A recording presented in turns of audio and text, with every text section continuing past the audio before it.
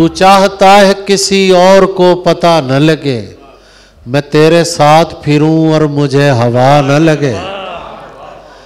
तुम्हारे तक मैं बहुत दिल दुखा के पहुंचा हूं, दुआ करो कि मुझे कोई बद्दुआ न लगे।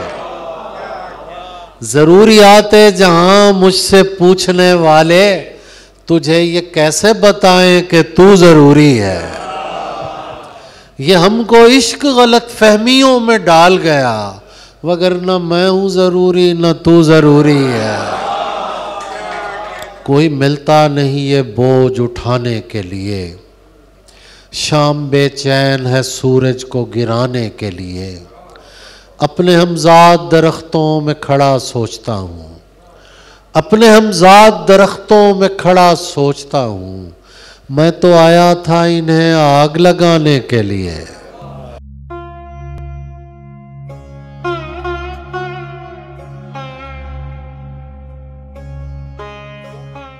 बिस्मिल्लाहिर्रहमानिर्रहीम। ख़वातीन हज़रात, आपकी आमद का बेइंतहा शुक्रिया।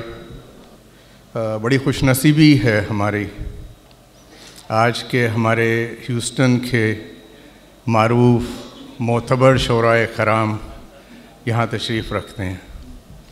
आज की तकरीब का आगाज़ करते हैं।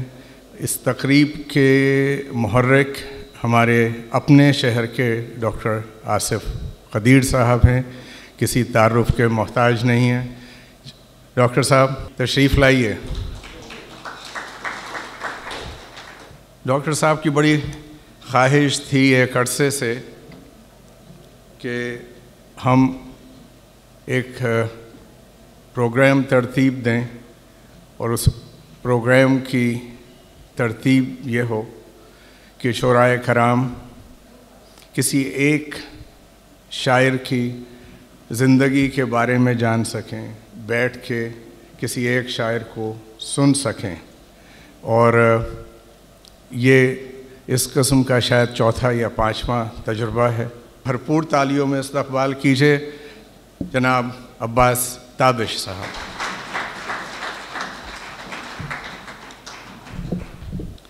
मेरी गुजारिश है मोहतरम परवेज़ जाफ़री साहब से और इशरत आफरीन साहिबा से कि तशरीफ़ लाएँ। एक बड़ा अहम फ़रीज़ा है जो आज हम अंजाम करने जा रहे हैं।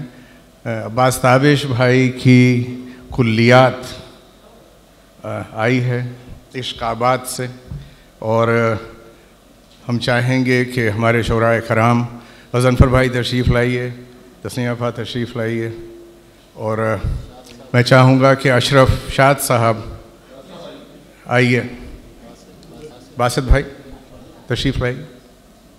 इश्क़ाबाद कुल्लियात अब्बास ताबिश। एक दफ़ा फिर भरपूर तालियां अब्बास भाई के लिए। अब्बास भाई का एक शेर है कि ये जो गुज़र रही है सहूलत से ज़िंदगी, ये जो गुज़र रही है सहूलत से ज़िंदगी, हम इस मुकाम तक बड़ी मुश्किल से आए हैं। ये हमारी बड़ी खुशनसीबी है कि आज हम चंद घंटे अब्बास ताबिश भाई की सोहबत में गुजारेंगे। एक सिलसिला और है, हमारे डॉक्टर साहब अभी लाहौर तशरीफ़ ले गए। हमारे अपने शहर के कोना मश्क शायर जिनका कलाम महफूज किया हुआ था उनके भाई ने, हमारे इनायत अशरफ भाई यहाँ मौजूद हैं, और उस कुल्लियात अकील अशरफ साहब का इजरा हुआ लाहौर में, और आज उस किताब का इजरा हम चाहेंगे कि अब्बास ताबिश साहब के हाथों, डॉक्टर साहब के हाथों, इनायत अशरफ साहब के हाथों इसी स्टेज से हो।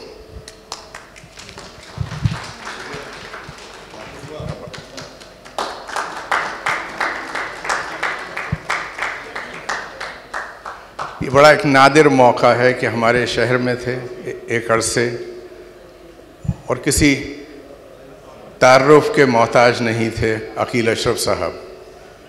मैं चाहूँगा इनायत भाई से। अस्सलाम वालेकुम।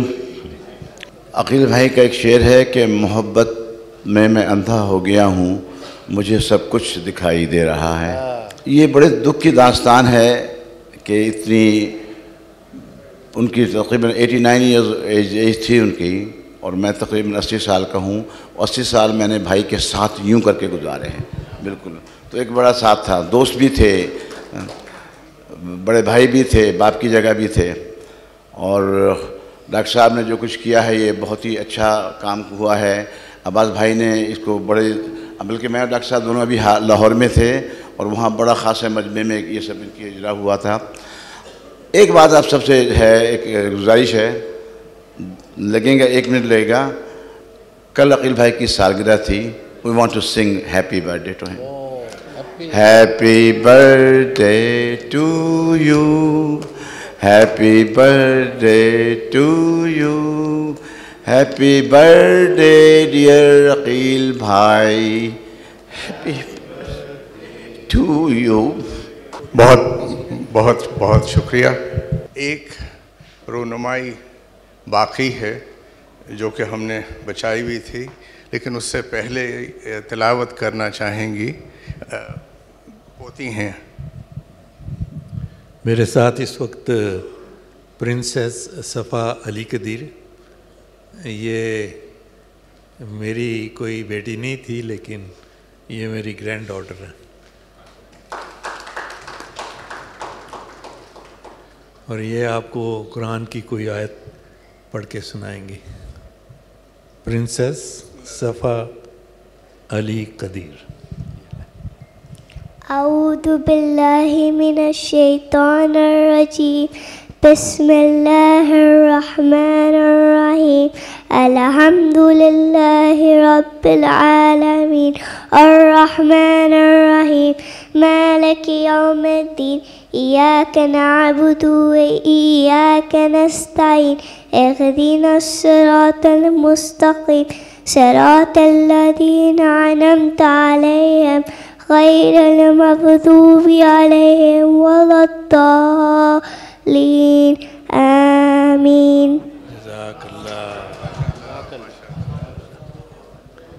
इनकी तिलावत के लिए मैं इनको अपनी एक शॉल पेश करता हूँ, जो कि इश्काबाद से लाहौर से आई है, जो अब्बास ताबिश साहब ने बनवाई है।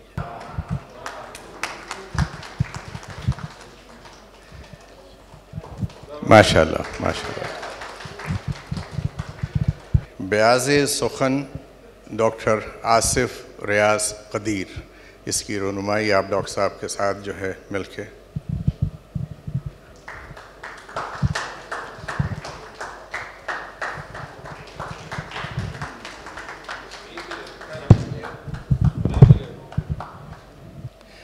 बहुत शुक्रिया। और अब मेरी गुजारिश है हमारे अब्बास भाई से कि हमारे मेहमान को ये हमने बनवाई थी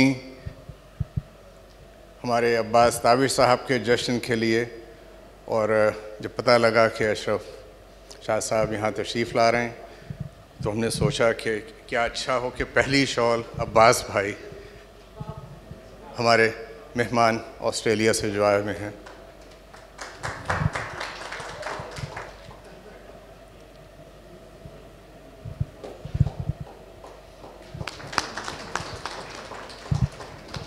डॉक्टर आसिफ कदीर से गुजारिश है कि हमारे आज के साहिब जश्न को आज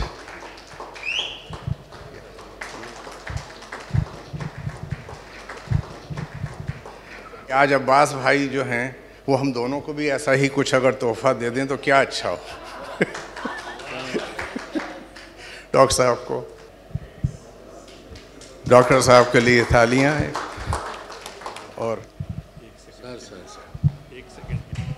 माशाल्लाह, देखें इतनी खूबसूरत शालें हम स्टेज पे मिली हैं, लेकिन ये कैसे हो सकता है कि हमारी बहनें हमारे साथ बैठी हों और उनके गले में शॉल ना हो।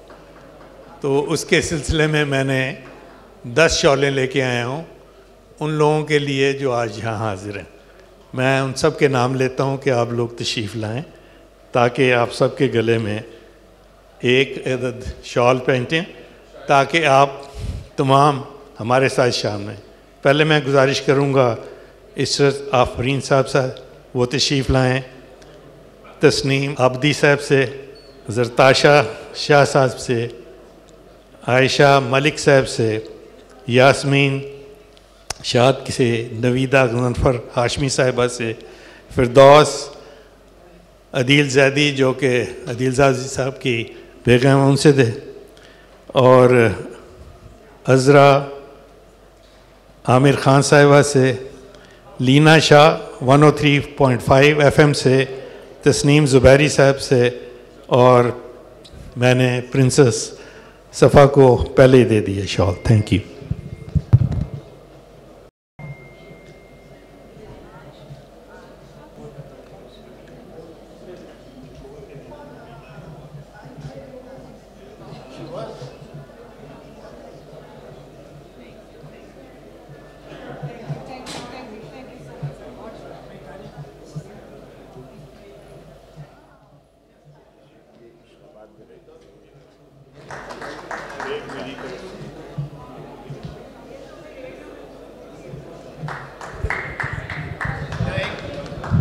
प्रोग्राम का आगाज़ करते हैं। अब्बास भाई, पहले तो आपका शुक्रिया कि आप तशरीफ़ लाए और एक लंबे सफ़र के बाद 2 दिन आपने जिस तरह गुजारे, आराम किया, और अच्छी ख़बर यह है कि सेहतयाब हैं आज डॉक्टर साहब, तरोताज़ा। एक बच्चा जो है मेल्सी मुल्तान के क़ुर्ब जवार में, वहाँ उसको कुछ आवाज़ें आती हैं, वो उन आवाज़ों के ताक़ुब में निकल जाता है। हम चाहेंगे कि थोड़ा सा आगे बढ़ाइए इस सिलसिले को और बताइए कि वो कैसी आवाज़ें थीं जिन्होंने आपको शेर की तरफ राग़िब किया।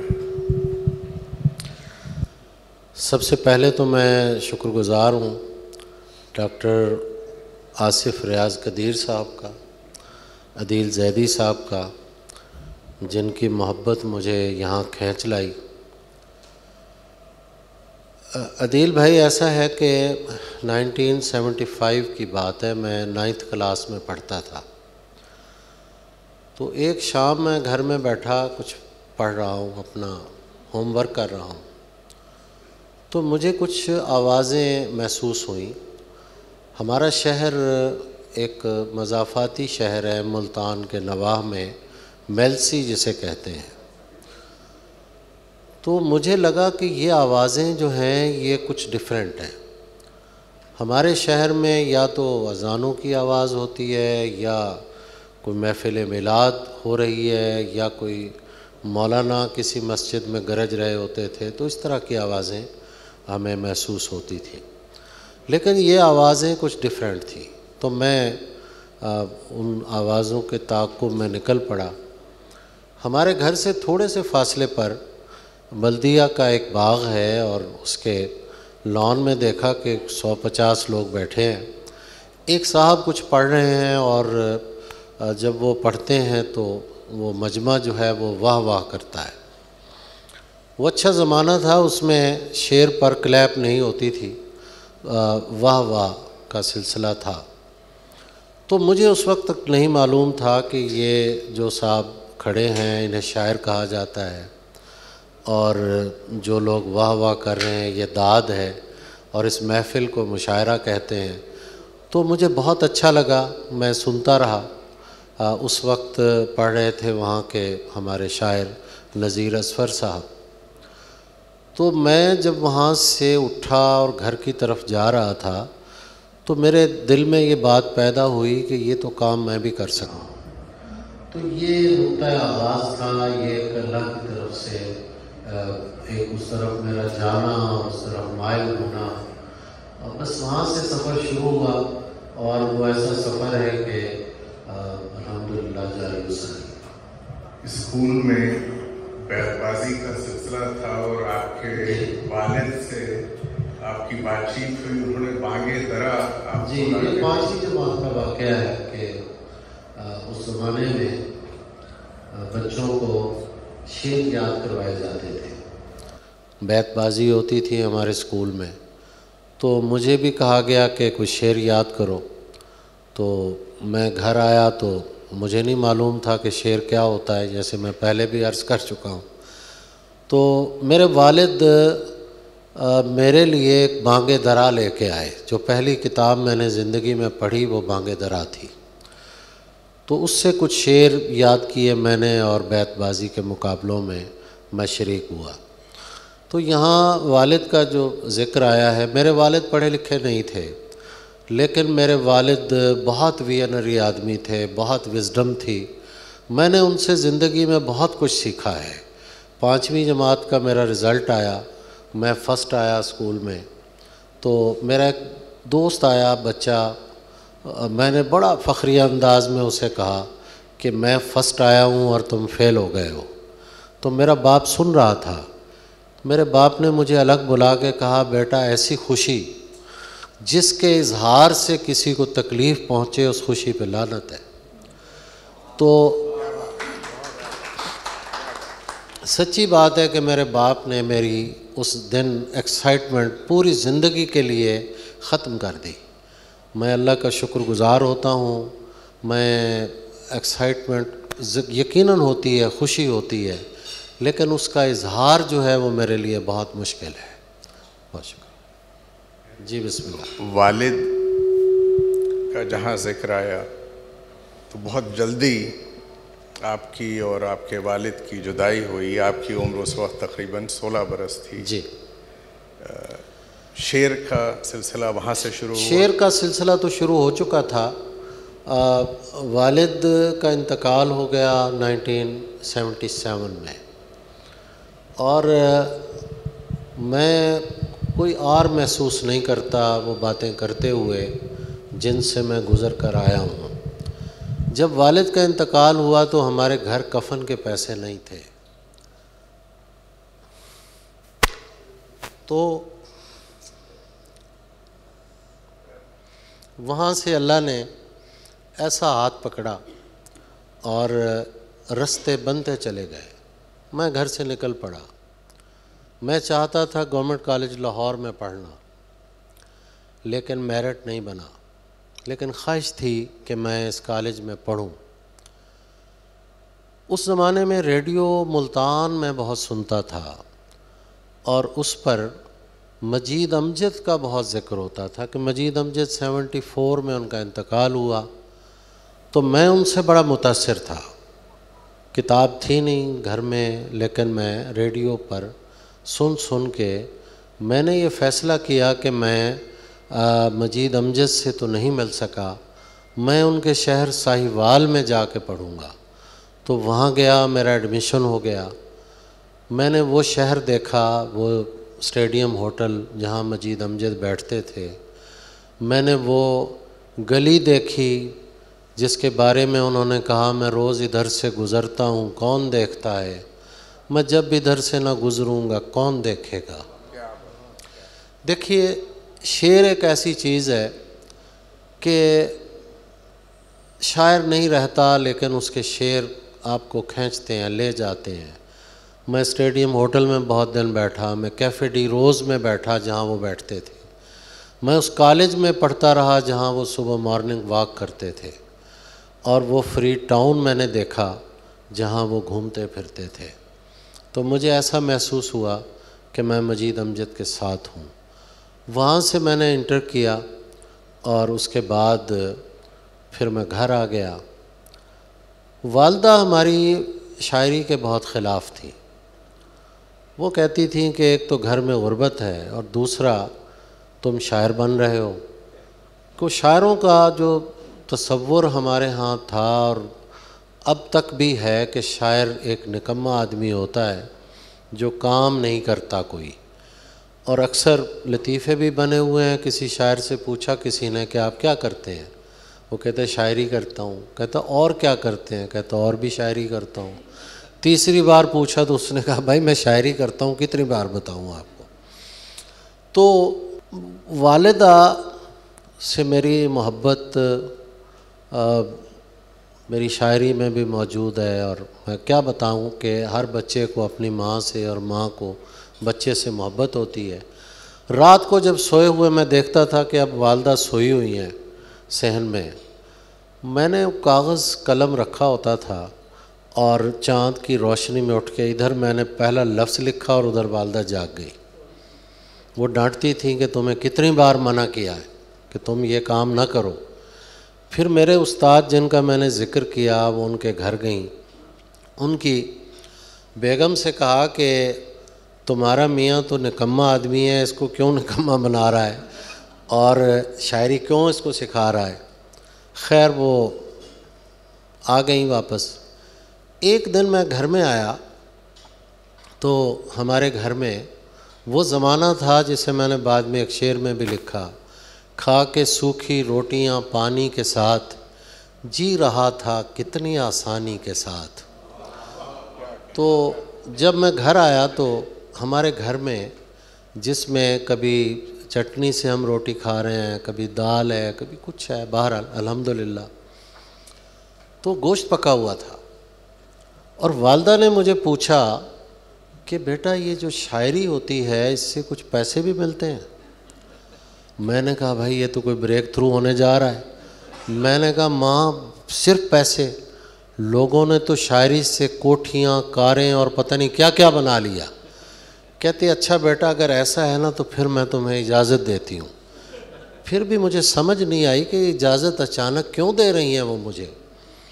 तो फिर उन्होंने बताया कि तुमने पिछले दिनों मुझे बताया था कि माह 9 में किश्वर नाहिद ने तुम्हारी गज़ल छापी है, तो जिस पे माँ ने ज़ाहिर है मुझे डांटा था कि ये फिर तू लेके आ गया रिसाला, इसको खाएं क्या करें।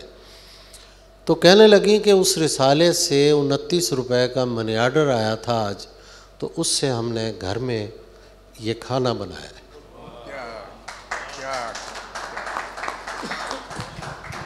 अब्बास भाई, ये जिन साहब को आपने सुना बचपन में आवाज़ों के साथ, वो थे नज़ीर अहमद जी। नज़ीर असफर थे, जुगनू था शुरू में उनका तखल्लुस जुगनू था जी जी।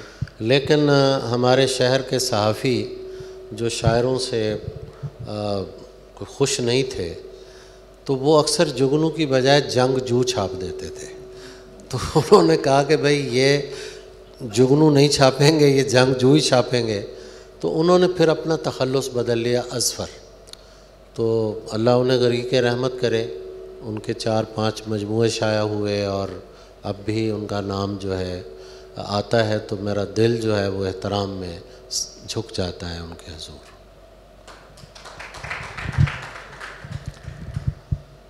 ग्रेजुएशन के बाद जंग में आपने प्रूफ रीडिंग की? जी, मैं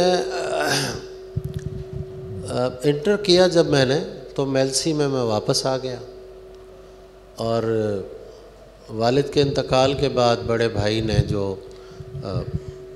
प्री मेडिकल में पढ़ रहे थे, बड़े ज़हीन थे, वो भी छोड़ के आ गए। उसके बाद एक स्कूल का एक कोर्स होता है, प्राइमरी टीचिंग ट्रेनिंग होती है, पीटीसी जिसे हम कहते थे उस ज़माने में, उन्होंने कर लिया और वो स्कूल में लग गए और घर का कुछ निज़ाम जो है वो चलने लगा।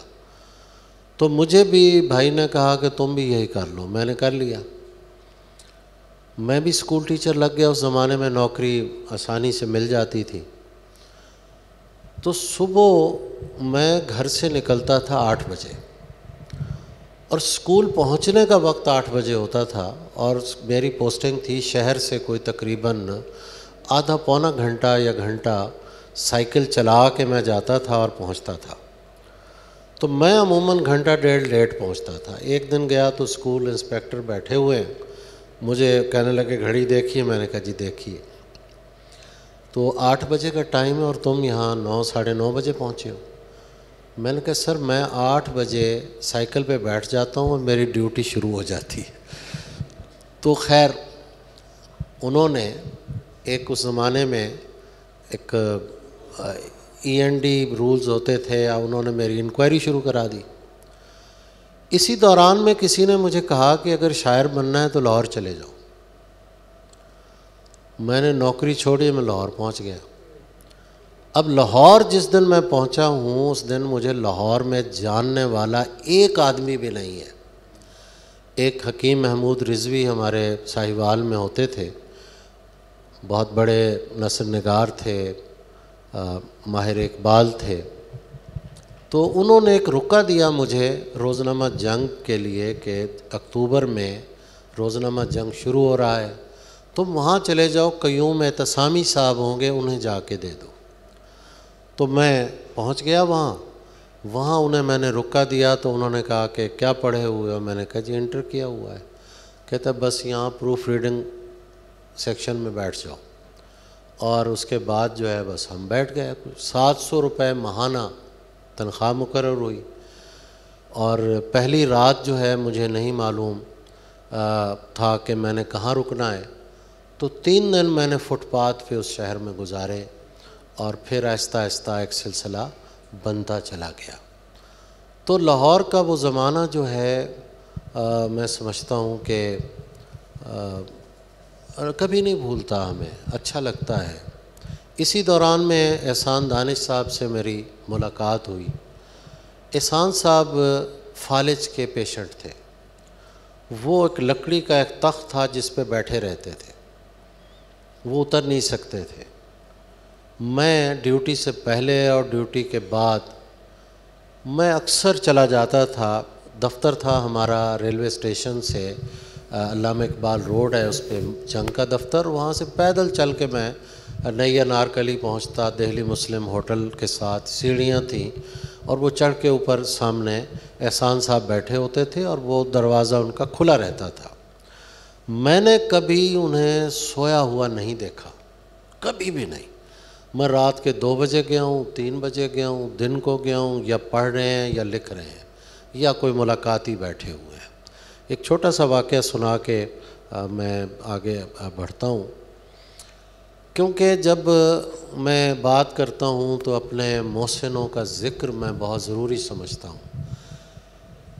कि एक रात मैं गया तो मैंने कहा कि मैं आज घर जा रहा हूँ। शाम का वक्त था, छुट्टी थी मेरी। तो फिर मुलाकात मैंने कहा 2-3 दिन बाद होगी। तनख्वाह मिली है तो वह जाके मेलसी में वालदा को कुछ पैसे दे आऊँ। उस ज़माने में एसी कोचेज़ नहीं चलती थी, खुली शीशों वाली बसें, और बस में बैठ गया। साहिवाल वो बस रुकी, मैं उतरा कि यहाँ से कोई चाय वाय पीता हूँ। जेब में हाथ डाला तो पैसे नहीं थे। अब मुझे नहीं समझ आ रही कि मैं आगे कैसे जाऊँ और क्या करूँ। तो साहिवाल में पढ़ता रहा था। एम ए अशरफ हमारे एक दोस्त थे, सब पोस्ट मास्टर थे। रात को मैंने किसी टेलीफोन एक्सचेंज वाले से कहा कि भाई मुझे पैसे नहीं है, कॉल करवा दो। कॉल उन्हें की कि भाई ये वाक़या हो गया है। तो उसने कहा मैं आता हूँ। वो आया, उसने कुछ किराया दिया, मैं वापस चला गया। और वापस जब गया, एहसान साहब जो है वो जाग रहे थे, रात के कुछ 4 बजे होंगे। तो कहने लगे कि क्या हुआ? मैंने कहा सर ऐसा हो गया है, और मैं फिर वापस आ गया हूँ। तो उन्होंने कोई जेब कतरे को 4-5 गालियाँ दी जो मैं यहाँ नहीं दोहरा सकता। तो बड़ा उन्हें गुस्सा आया और कहते बेटा बैठ जा इधर। सामने सोफ़ा रखा होता था। थोड़ी देर बाद मैंने कहा जी मैं एहसान साहब जा रहा हूँ। कहते नहीं नहीं तू इधर ही सो जा। तो मैं थका हुआ था और मैं सो गया। सुबह उठ के जब मैं घर गया तो जब भी हम अपने कपड़े चेंज करते हैं तो जेबों में हाथ डालते हैं, कोई कागज़ वागज़, तो आदतन हाथ डाले तो उसमें 700 रुपये थे। मैं बड़ा वो हुआ, मैं वापस आया। मैंने कहा एहसान साहब आपने ये क्या किया, क्यों किया ऐसा? कहते मैंने तो नहीं किया। मैंने कहा और किसने किया? मेरी जेब में पैसे नहीं थे, मैं वो किराया लेके आया हूँ। कहता भाई मैं तो इस तख्त से उतर ही नहीं सकता, तो मैंने तो नहीं डाले पैसे। मुझे आज भी यकीन है कि उन्होंने इस हालत में उतर के मेरी जेब में पैसे डाले थे। एहसान साहब का एक और छोटा सा वाक़या इसी सीक्वेंस में मुझे याद आ गया। बहावल नगर गए हुए थे मुशायरा पढ़ने के लिए। शाम के वक्त मैं गया क्योंकि अगले दिन मेरी जॉब से छुट्टी थी।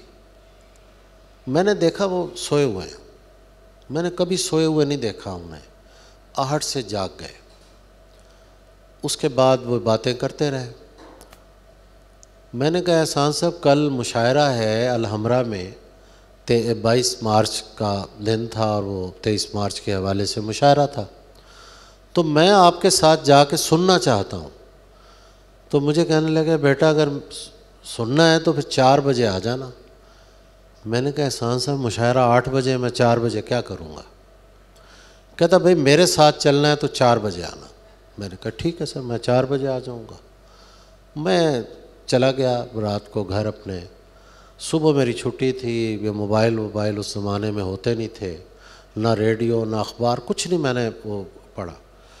तो इस तरह तैयार हुआ कि राजगढ़ एक जगह है, वो भी अनारकली के करीब है, 15-20 मिनट में पहुंच जाते हैं एहसान दानिश साहब के पास। तो मैंने टाइम का वो ख्याल रखा। जब मैं वहाँ पहुँचा तो एक कार्ड लगा हुआ था, उस पर लिखा था कि एहसान दानिश का जनाजा 4 बजे उठाया जाएगा। हम आते हैं अहमद नदीम कासमी साहब की तरफ। फ़नून में आपने लिखना शुरू किया, एक मुलाकात आपकी होती है खालिद अहमद साहब से। जी।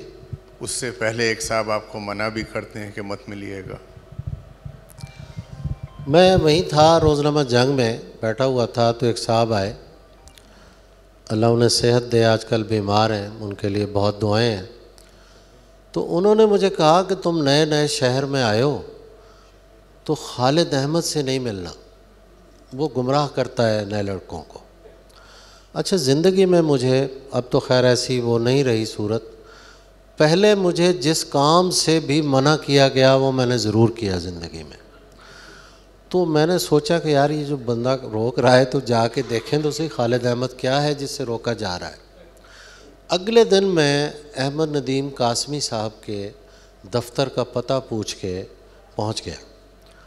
उनका दफ्तर था रीगल चौक जो है, उसके साथ किंग एडवर्ड मेडिकल कॉलेज का हॉस्टल है, डॉक्टर साहब तो वहाँ पढ़े हुए हैं। उस हॉस्टल की बैक पे एक चढ़ाई सी थी और वहाँ उनका दफ्तर था अहमद नदीम कासमी साहब का।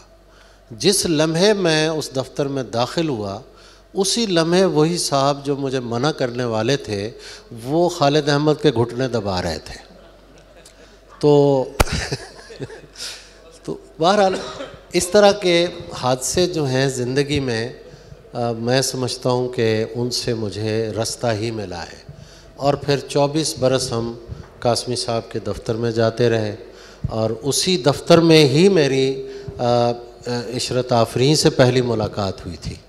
ये वहाँ तशरीफ़ लाई और मुझे याद है कि कासमी साहब ने इन्हें कितना प्रोटोकॉल दिया था।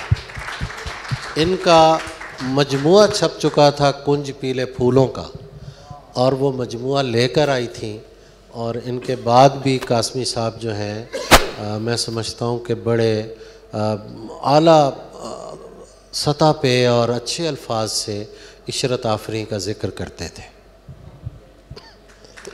इशरत आपा के लिए तालियां होनी चाहिए।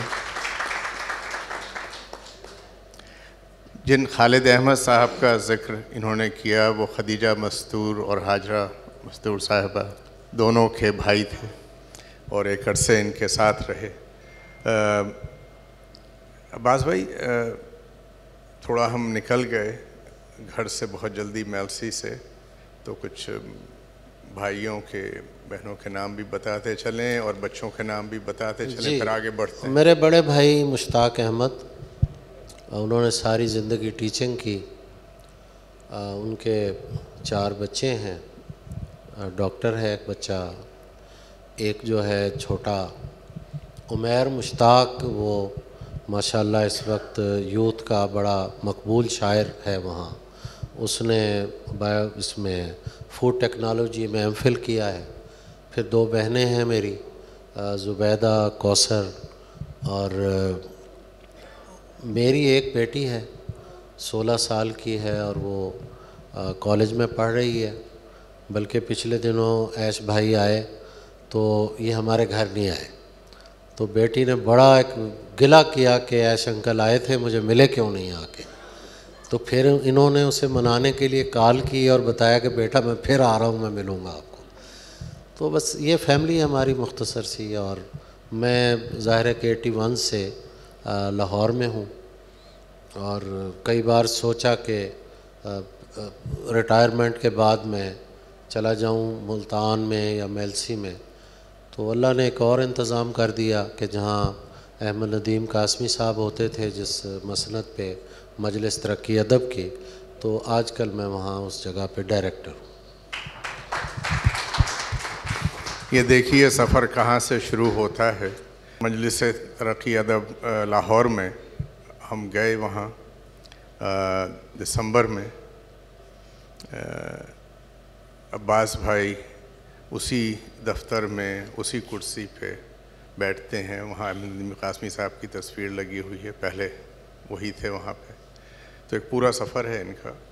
वहीं पे ऊपर एक अजायब घर बनाया हुआ है, उसमें वाकई अजायबात हैं और शोराए कराम की कुर्सियाँ, उनके कलम, उनके कागज़ात, थोड़ा सा उसके बारे में 1-2 मिनट अगर आप बताएं। मजलिस तरक्की अदब एक 75 साल पुराना एक इदारा है और इसका काम है क्लासिकी अदब छापना, उसकी प्रमोशन, उस पर जो काम हुआ है वो छापना।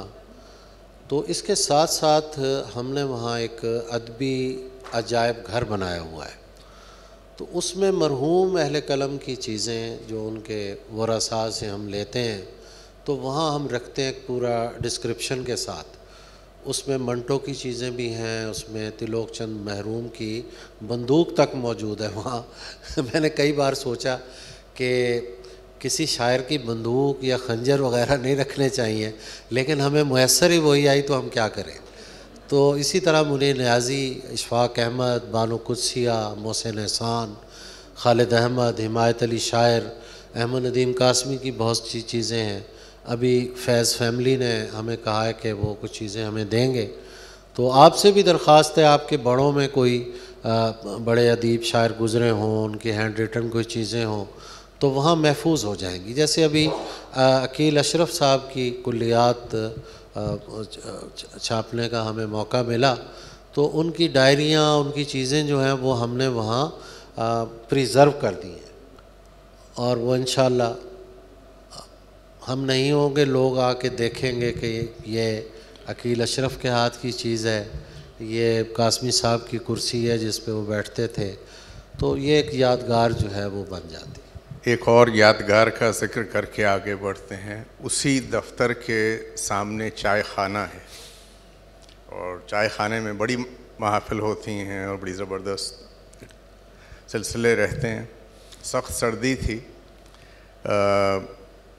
जॉन एलिया की किताब क्यों की रूनुमाई बड़ी शान व शौकत से हमारे अब्बास भाई ने वहाँ की और उस चाय खाने के सिलसिले में अब जो नई तामीरी प्लान है उस चाय खाने का, उसके बारे में 1 मिनट बताइए कि वहाँ पे क्या हो रहा है। जी बहुत शुक्रिया आदिल भाई। एक्चुअली मैंने जुलाई 2023 में ज्वाइन किया था इसको एज ए डायरेक्टर। तो उस वक्त इस इदारे का बजट था 1,80,00,000 जो सिर्फ तनख्वाहों में चला जाता था। मैंने कोशिश करके अगले साल उसको 4 करोड़ करवाया। फिर इस साल जो है वो बजट जो है वो 6 करोड़ हो गया है। उसमें हमने एडिशन ये की है कि हमारी लाइब्रेरी जो है उसमें 36,000 बुक्स हैं और तकरीबन 6 से 7,000 किताबें ऐसी हैं जो 100 साल पुरानी हैं। तो उसकी डिजिटाइजेशन के लिए हमने एक प्लान बनाया है और उस पर अमल शुरू हो गया। और चाय खाना जो है उसकी एक स्कीम गवर्नमेंट से मैंने मंजूर करवाई है। 100 सीटों का ऑडिटोरियम, 50 सीटों का कैफेटेरिया और उसके साथ जो है एक पॉडकास्ट स्टूडियो। ये काम इस पे शुरू हो गया है। इंशाल्लाह जब भी आप आएंगे 1 साल के अंदर ये मुकम्मल हो जाएगा, आप ज़रूर विज़िट करें। फिर एक चीज़ और मैंने की है, बल्कि 2 चीज़ें हैं, वो भी मैं जो ज़िक्र आया तो मैं बता दूं। लाहौर एक ऐसा शहर है कि हम लोग उसमें ज़िंदगी गुजार देते हैं, लेकिन हमें मालूम नहीं होता कि लाहौर कितना बड़ा शहर है। मैंने कन्हैया लाल कपूर की किताब पढ़ी लाहौर पर, तो उसमें एक जुमला पढ़ के मैं, डॉक्टर साहब, बड़ी देर में मेरे अंदर एक ऐसी फ़ील आई जो मैं ज़रूर शेयर करना चाहता हूँ कि मुझे उस शहर में रहते हुए 44 बरस हो चुके थे और मुझे नहीं मालूम था कि ये कौन सा शहर है जिसमें मैं रहता हूँ। कन्हैया लाल कपूर के बारे में लिखा हुआ था कि वो रात के वक्त लाहौर की तरफ पाँव करके नहीं सोता था। ये एहतराम है उसके दिल में लाहौर का कि लाहौर कितना बड़ा शहर है। फिर कृष्ण चंद्र को देख लें, वो मोहनी रोड पे रहते थे और रोज़ जाके दाता साहब से हो के दाता को जाके सलाम करना और कहना कि दाता आपका एक गैर मुस्लिम अकीदतमंद सलाम करके अपने काम पर जा रहा है। क्या? और जब लाहौर पर बमबारी हुई 65 में, तो सबसे ज़्यादा खून के आंसू जिसने रोए वो कृष्ण चंद्र था। लाहौर एशिया का कल्चरल हब था और है, जैसे पेरिस यूरोप का कल्चरल हब है, तो लाहौर जो है अब उस पर काम बहुत सारा हो रहा है। हमने मजलिस तरक्की अदब के प्लेटफॉर्म से एक 20 वॉल्यूम पे लाहौर नंबर का ऐलान किया है, जिसमें हर वॉल्यूम का अलग मैंने गेस्ट एडिटर लिया है। 3 वॉल्यूम हिस्ट्री होगी लाहौर की, एक ब्रीफ होगा उसका 3 वॉल्यूम में, लाहौर की मुसव्वरी, लाहौर का म्यूज़िक, लाहौर का तर्ज तामीर, वॉल्ड सिटी उसकी रेनोवेशन हो चुकी है, कभी जाएं तो उसे ज़रूर देखें। इसी तरह लाहौर का अदब और लाहौर की बड़ी शख्सियात। एक वाक़या जो है बताते चलें आप सबको, जो कि अब्बास भाई ने ये बिल्कुल करीब से निकल गए उसके, चाय खाने के इम्प्रूवमेंट का और ऑडिटोरियम बनने का सिलसिला जो है, उसका एक छोटा सा मुहर्रिक शायद हमारे जहन में एक खाका है उसका। उस रूनुमाई में एक रूनुमाई और हुई, वो हमारी तस्नीम आपा की कुल्लियात की रूनुमाई थी, ये वहाँ मौजूद थी। और उस दिन अगर ये अपनी शॉल हमें न देती तो शायद नमूनिया हो गया होता। उसकी सदारत फरमा रहे थे हमारे खालिद शरीफ साहब, और हम और तस्नीम आपा वहाँ मौजूद थे। 1.5 दिन हमारा लाहौर में था और इस कदर सर्दी, और दोपहर में हमें सफदर हुसैन साहब ने पूरा शहर दिखाया। वापस जब हम पहुँचे तो उस वक्त मौसम बड़ा अच्छा था। हमने कहा कि कोट की क्या ज़रूरत है, हमें छोड़ा होटल में, हमने कहा कुछ शलवार कुर्ते में चलते हैं। और तो उस शॉल का फिर एक दफ़ा शुक्रिया तस्नीम आपा सबके सामने। तो लेकिन अच्छा है कि अगली दफ़ा गए तो वहाँ दीवारें होंगी चारों तरफ और ठंडी हवाएं नहीं आ रही होंगी। हम आते हैं चोलिस्तान, और ये स्टोरी इन्हीं से सुन के आपको लुत्फ़ आएगा कि दश्त का तस्करा है, परिंदों का सिलसिला है, हंस हम हैं, सूखे हुए तालाब पे बैठे हुए हंस जो ताल्लुक़ को निभाते हुए मर जाते हैं। तो ये शेर न जाने कितनी दफ़ा सुना, इनसे मुलाकात से पहले सुना, मुलाकात के बाद सुना, लेकिन क्या अच्छा हो कि इनकी ज़ुबानी आप देखिए कि ये एक प्रोसेस जो है जहाँ ये रहते हैं, ये कौन से परिंदे हैं और उनके साथ क्या होता है और उनके डीएनए में क्या है, ये पहली दफ़ा इसका इल्म हुआ गुफ्तगू के बाद।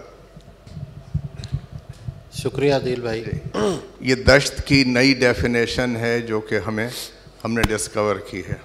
जी, चोलिस्तान जो है वो एक डेज़र्ट है, आपको सबको मालूम है, और मेरे घर से कोई तकरीबन वो 70 किलोमीटर के फासले पे है, यानी हमारा हमसाया है।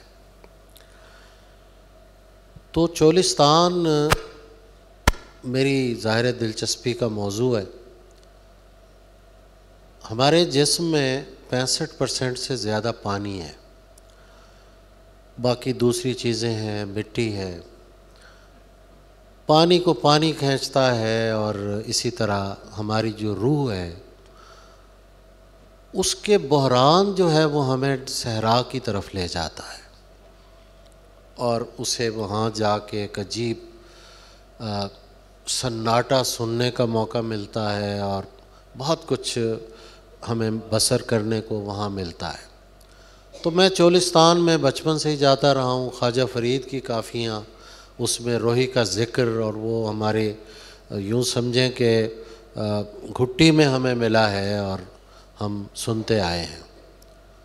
मैं पढ़ रहा था कि चोलिस्तान में एक ज़माने में दरियाए हाकड़ा बहता था और फिर सदियों गुज़रने के बाद वो दरिया डेज़र्ट बन गया। जैसा कि अभी सतलुज है, उसको सहरा बनते हुए हम देख रहे हैं। अगर इस बार पानी ना छोड़ा जाता तो शायद ये सफ़र ज़रा तेज़ी से तय होता सहरा बनने का। तो दरियाए हाकड़ा सिर्फ़ किताबों में रह गया। नहीं, ऐसा नहीं है।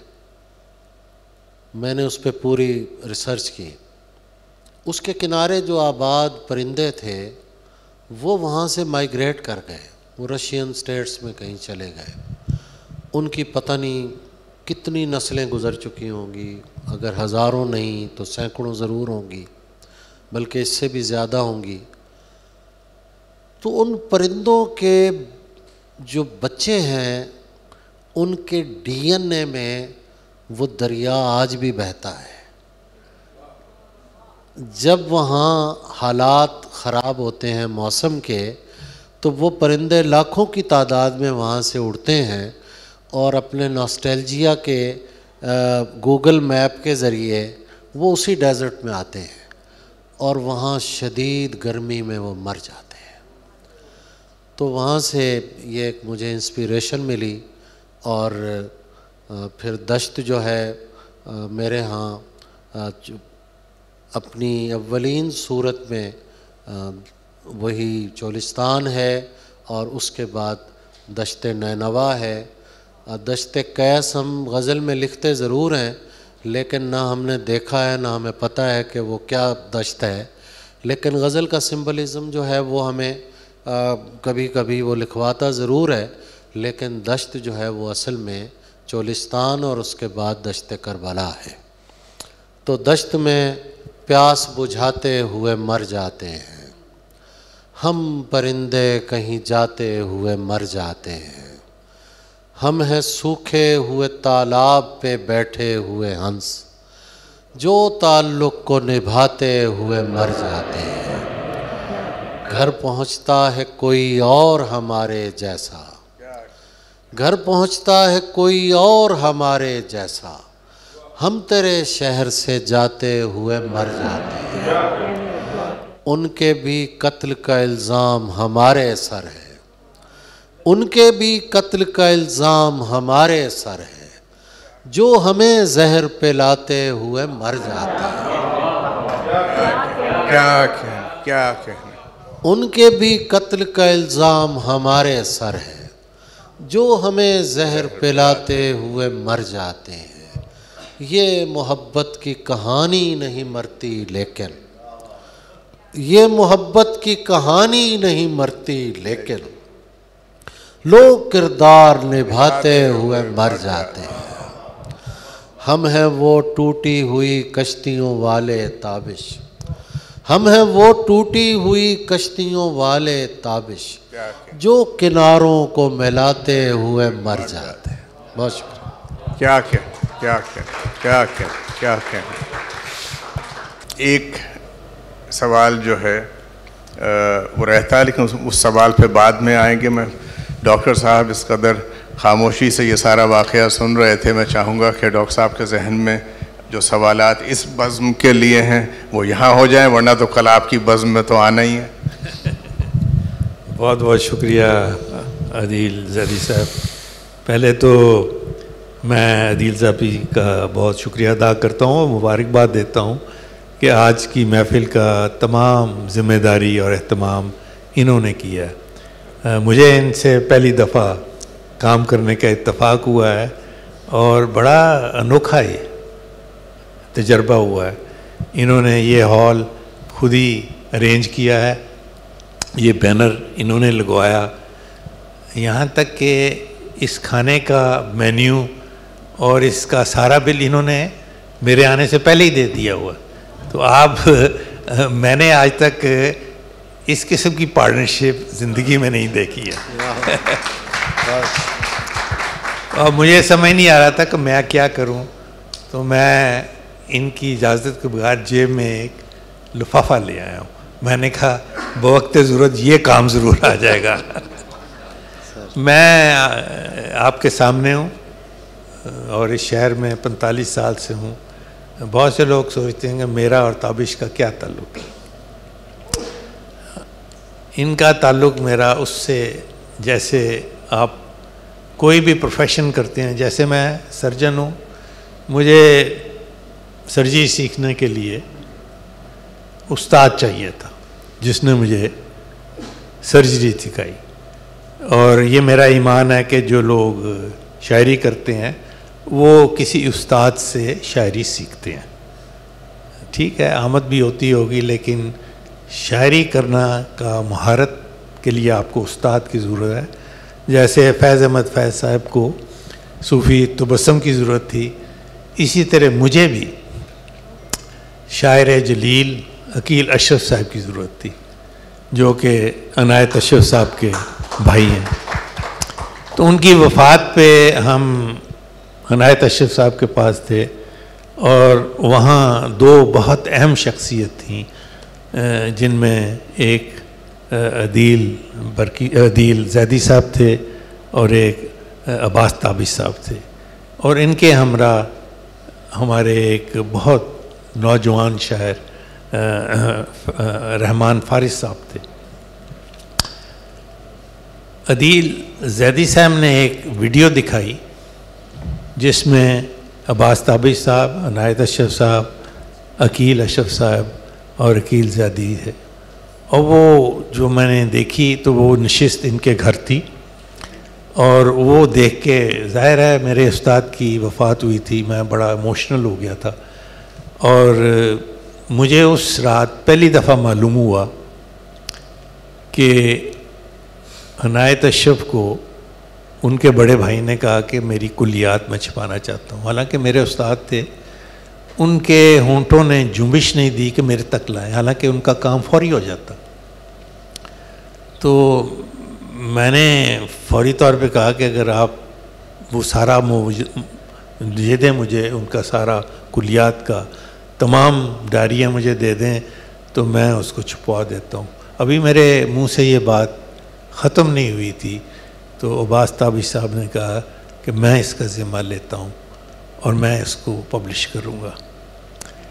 मैं जब 1 अक्टूबर को लाहौर गया ना, तो वो कुल्लियात तैयार पड़ी थी और उसको देख के मेरे अंदर एक बहुत किस्म की इत्मीनान आया कि मेरे उस्ताद की तमाम कलाम कुल्लियात में, जो कि आपने आज देखा है, आ गया है। और ये इन्होंने किया।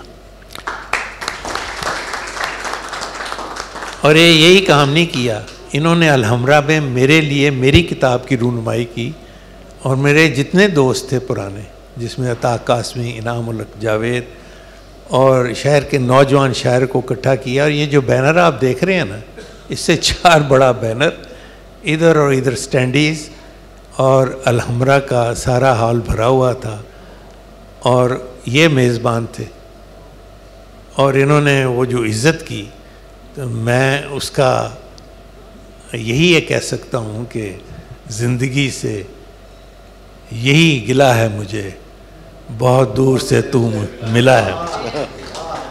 तो इनके साथ अकील अशरफ चले गए, लेकिन वो रूह अपनी जो थी इनमें छोड़ गए। ये बहुत खुलूस के आदमी हैं। मैं जब वापस आया हूँ तो मुझे ये एहसास हुआ कि मुझे इस चीज़ की सोच अब मेरे जहन में मुकम्मल हो गई है कि जो शख्स और जो लोग अपनी गुफ्तगू में वो रुख नहीं आने देते जिसमें मेरी बड़ाई हो, मुझे उनके साथ नहीं चलना चाहिए। लेकिन मेरी बड़ाई ये मुझे अपने आगे रखते हैं या पीछे बैठते हैं, ऐसे लोग मुझे पहले क्यों नहीं मिले? तो मेरे साथ जो इनका रिश्ता कायम हुआ तो उन्होंने 1 अक्टूबर को मेरे लिए अलहमरा में किया, फिर 3 तारीख को महमूद साहब ने गवर्नर सिंध वहाँ मुशारा किया मेरी रूनुमाई किताब की, फिर सेनेटर जावेद जवार साहब ने Zia Mohiuddin auditorium of performing arts में किया, जहाँ उन्होंने सारे दानिश्वर बुलाए हुए थे। हमारे दोस्त अनीक अहमद साहब थे, शहजाद रॉय साहब थे, और तमाम इंटेलिजेंसिया जो भी थी वहाँ मौजूद थी। वापस जब मैं लाहौर आया तो फिर मैं इनके दफ्तर गया, कि मेरा पल काउंटी में इनका दफ्तर साथ ही था। मैंने इनको फिर दावत दी कि आपने 1 अक्टूबर को मेरे लिए किया है तो आप 1 नवंबर को ह्यूस्टन में।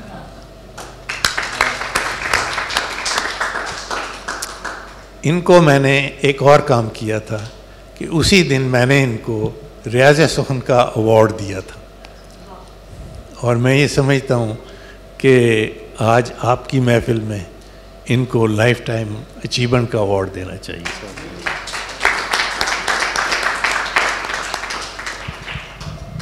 अब्बास ताबी साहब से मेरी यही गुजारिश है कि ये सिलसिला एक ही तरफ नहीं होना चाहिए, हमें उधर के शायरों को इधर बुलाना चाहिए, और हमारे जो शोहरा कराम हैं हमको इकट्ठा होके उधर जाना चाहिए। और ये बात ये मान गए हैं, इंशाल्लाह ताला 2026 में हम ये सिलसिला जारी कर देंगे। और मैं ये मुबारकबाद देना चाहता हूँ अदील ज़ाती साहब से। मेरी इनसे मुलाकात जब भी हुई है ये स्टेज पे हुए हैं और मैं नीचे बैठा हूँ, लेकिन ये आज पहली मुलाकात है कि इन्होंने अपने साथ स्टेज पे बिठाने का मुझे शर्त दिया है। बड़ी मोहब्बत, बड़ी मोहब्बत है आपकी। अब्बास भाई, बिस्मिल्लाह रदीफ है, हमने फराज साहब की है गज़ल, कत्ले उशाक में अब उज़्र है क्या, बिस्मिल्लाह सब गुनाहगार हैं राज़ी बरज़ा, बिस्मिल्लाह। ये गज़ल जो है इससे एक पूरी एक कहानी जुड़ी हुई है हमारे घर की। तो कल रात पहली दफ़ा अब्बास भाई की गज़ल बिस्मिल्लाह रदीफ है, आज आइए उन्हीं से सुनते हैं। हिसाबे बेशो कम करने को हूँ तैयार बिस्मिल्लाह, हिसाबे बेशो कम करने को हूँ तैयार बिस्मिल्लाह, तवक्कुफ़ किस लिए है निगाहे यार बिस्मिल्लाह, हमारे जिस्म तो वैसे भी रिज़्क़े खाक होने हैं, हमारे जिस्म तो वैसे भी रिज़्क़े खाक होने हैं, अगर गिरने से उठती है कोई दीवार बिस्मिल्लाह, हमारे जिस्म तो वैसे भी रिज़्क़े खाक होने हैं, अगर गिरने से उठती है कोई दीवार बिस्मिल्लाह, हमारी उम्र में झूठी तसल्ली मार देती है, हमारी उम्र में झूठी तसल्ली मार देती है, अगर इनकार करना है तो कर इनकार बिस्मिल्लाह,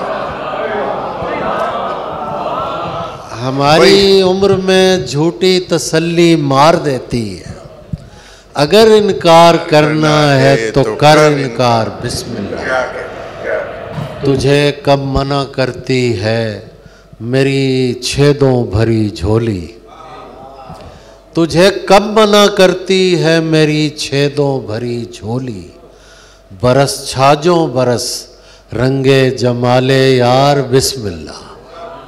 बस तेरे गुमनाम अगर नाम कमाने लग जाएं, शरफ़ व शेवा तस्लीम ठिकाने लग जाएं, तेरे गुमनाम अगर नाम कमाने लग जाएं, शरफ़ व शेवा तस्लीम ठिकाने लग जाएं। जिस तरह नूर से पैदा है जहाने अशिया, जिस तरह नूर से पैदा है जहाने अशिया, एक नज़र डाल के हम भी नज़र आने लग जाएं। जिस तरह नूर से पैदा है जहाने अशिया, एक नज़र डाल के हम भी नज़र आने लग जाएं। डॉक्टर साहब, ये भी मुमकिन है कोई रोकने वाला ही ना हो, ये भी मुमकिन है कोई रोकने वाला ही ना हो, ये भी मुमकिन है यहाँ मुझको ज़माने लग जाएं। ये भी मुमकिन है कोई रोकने वाला ही ना हो, ये भी मुमकिन है यहाँ मुझको ज़माने लग जाएं। देख है हुस्ने फरावां, ये बहुत मुमकिन है। देख है हुस्ने फरावां, ये बहुत मुमकिन है। मेरा दिल तक न लगे तेरे खजाने लग जाएं। देख है हुस्ने फरावां, ये बहुत मुमकिन है। मेरा दिल तक न लगे तेरे खजाने लग जाएं। तू मोहब्बत की गरज लम्हा मौजूद से रख। शेर देखिए, तू मोहब्बत की गरज लम्हा मौजूद से रख, तेरे जिम्मे न मेरे दर्द पुराने लग जाए। तू मोहब्बत की गरज लम्हा मौजूद से रख, तेरे जिम्मे न मेरे दर्द पुराने लग जाएं। ये मोहब्बत न कहीं रद्द अमल बन जाए, हम तेरे बाद कोई जुल्म न ढाने लग जाए। ये मोहब्बत न कहीं रद्द अमल बन जाए, हम तेरे बाद कोई जुल्म न ढाने लग जाएं। कारे दुनिया भी अजब है कि मेरे घर वाले, कारे दुनिया भी अजब है कि मेरे घर वाले, दिन निकलते ही मेरी खैर मनाने लग जाएं। पास ही डूब रही है कोई कश्ती ताबिश, पास ही डूब रही है कोई कश्ती ताबिश, हम नहीं बचते अगर इसको बचाने लग जाएं। पास ही डूब रही है कोई कश्ती ताबिश, हम नहीं बचते अगर इसको बचाने लग जाएं। दुनिया में जो मैं शेर की तासीर से पहुंचा, दुनिया में जो मैं शेर की तासीर से पहुंचा, ये फैज़ मुझे सिलसिले मीर से पहुंचा, ये फैज़ मुझे सिलसिले मीर से पहुंचा। और शेर देखिए, ये जाए मुलाकात पे मानूस सी खुशबू, ये जाए मुलाकात पे मानूस सी खुशबू, अफसोस के मैं आज भी ताख़ीर से पहुंचा।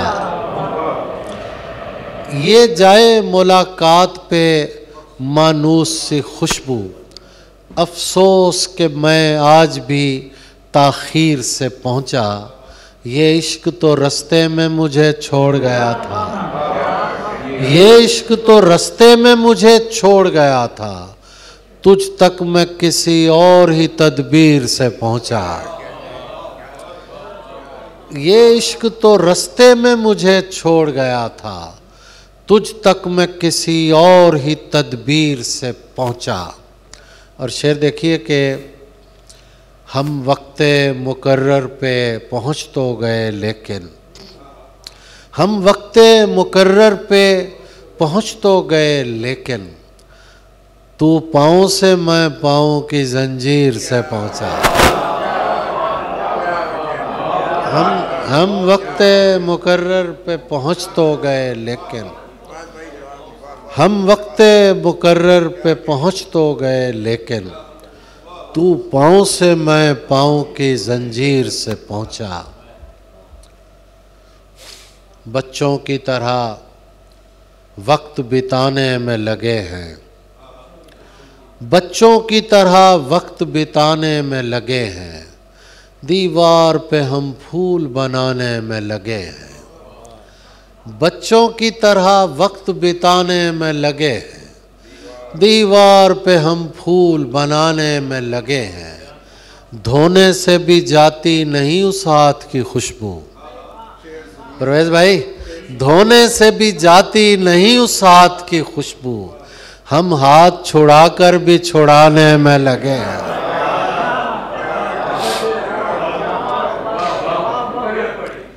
धोने से भी जाती नहीं उस हाथ की खुशबू, हम हाथ छुड़ाकर भी छुड़ाने में लगे हैं। लगता है वही दिन ही गुजारे हैं तेरे साथ, लगता है वही दिन ही गुजारे हैं तेरे साथ, वो दिन जो तुझे अपना बनाने में लगे हैं।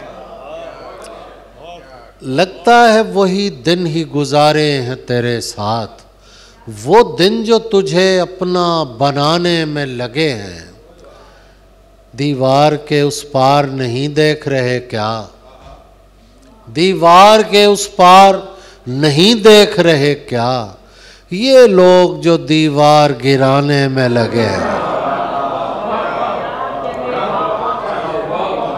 दीवार के उस पार नहीं देख रहे क्या, ये लोग जो दीवार गिराने में लगे हैं। अफसोस कि ये शहर जिन्हें पाल रहा है, अफसोस कि ये शहर जिन्हें पाल रहा है, दीमक की तरह शहर को खाने में लगे हैं।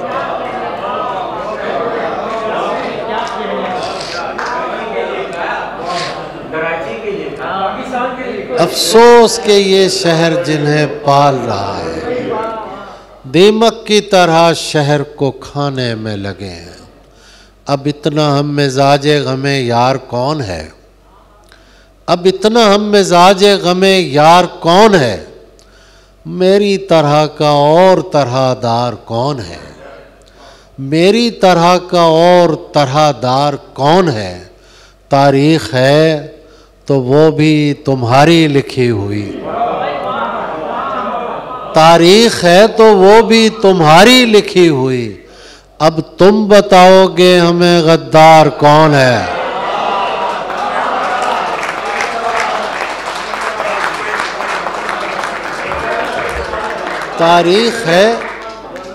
तारीख है तो वो भी तुम्हारी लिखी हुई। अब तुम बताओगे हमें गद्दार कौन है। अंदाज़ा मत लगाइए बस बैठ जाइए, अंदाज़ा मत लगाइए बस बैठ जाइए, खुशबू बताएगी पसे दीवार कौन है। अंदाज़ा मत लगाइए बस बैठ जाइए, खुशबू बताएगी पसे दीवार कौन है। ये तू बताएगा तेरे काबिल कोई नहीं, ये तू बताएगा तेरे काबिल कोई नहीं, ये मैं बताऊंगा मेरा मेयार कौन है। ये मैं बताऊंगा मेरा मेयार कौन है। गलत कहा कि दहन का रफू ज़रूरी है, गलत कहा कि दहन का रफू ज़रूरी है। ये मैं कदा है यहाँ हाउ हू ज़रूरी है, ये मैं कदा है यहाँ हाउ हू ज़रूरी है। ज़रूरियाते जहाँ मुझसे पूछने वाले, ज़रूरियाते जहाँ मुझसे पूछने वाले, तुझे ये कैसे बताएं कि तू ज़रूरी है। ज़रूरियाते जहाँ मुझसे पूछने वाले, तुझे ये कैसे बताएं कि तू ज़रूरी है। मैं अपने हुजरे जान से निकलना चाहता हूँ, मैं अपने हुजरे जान से निकलना चाहता हूँ कि मेरा रक्स मेरे चार सू ज़रूरी है, कि मेरा रक्स मेरे चार सू ज़रूरी है। ये हमको इश्क गलत फहमियों में डाल गया, ये हमको इश्क गलत फहमियों में डाल गया, वगरना मैं हूँ ज़रूरी न तू ज़रूरी है। ये हमको इश्क गलत फहमियों में डाल गया, वगरना मैं हूँ ज़रूरी न तू ज़रूरी है। ये दोपहर है, इसे मैकदे की शाम करें। ये दोपहर है, इसे मैकदे की शाम करें। मिलो के मिल के उदासी को घर के जाम करें। मिलो के मिल के उदासी को घर के जाम करें। कलेजा मुंह को भी आए तो ये नहीं मुमकिन। शेर देखिए, कलेजा मुंह को भी आए तो ये नहीं मुमकिन, तू हम कलाम न हो और हम कलाम करें। कलेजा मुंह को भी आए तो ये नहीं मुमकिन, तू हम कलाम न हो और हम कलाम करें। उन्हें कहो कि मेरा जुर्म सिर्फ मेरा है। उन्हें कहो कि मेरा जुर्म सिर्फ मेरा है। उन्हें कहो मेरे शजरे का एहतराम करें।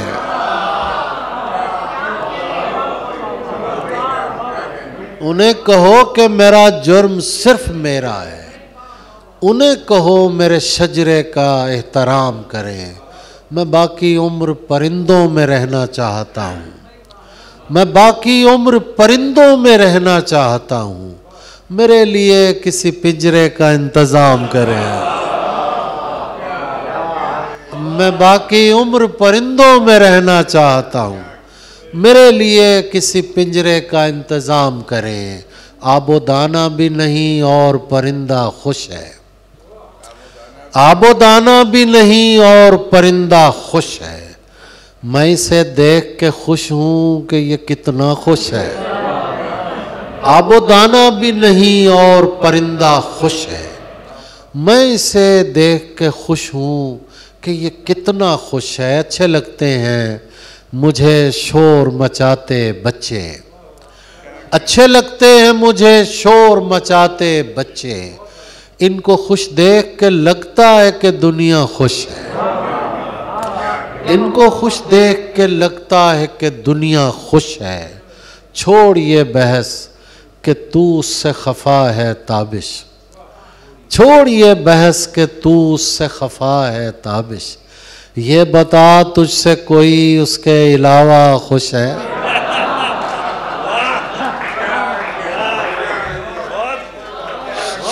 छोड़ ये बहस कि तू उससे खफा है ताबिश। ये बता तुझसे कोई उसके अलावा खुश है। क्या ज़रूरी है मोहब्बत में तमाशा होना। क्या ज़रूरी है मोहब्बत में तमाशा होना। जिससे मिलना ही नहीं उससे जुदा क्या होना। जिससे मिलना ही नहीं उससे जुदा क्या होना। तेरा सूरज के कबीले से ताल्लुक़ तो नहीं। तेरा सूरज के कबीले से ताल्लुक़ तो नहीं।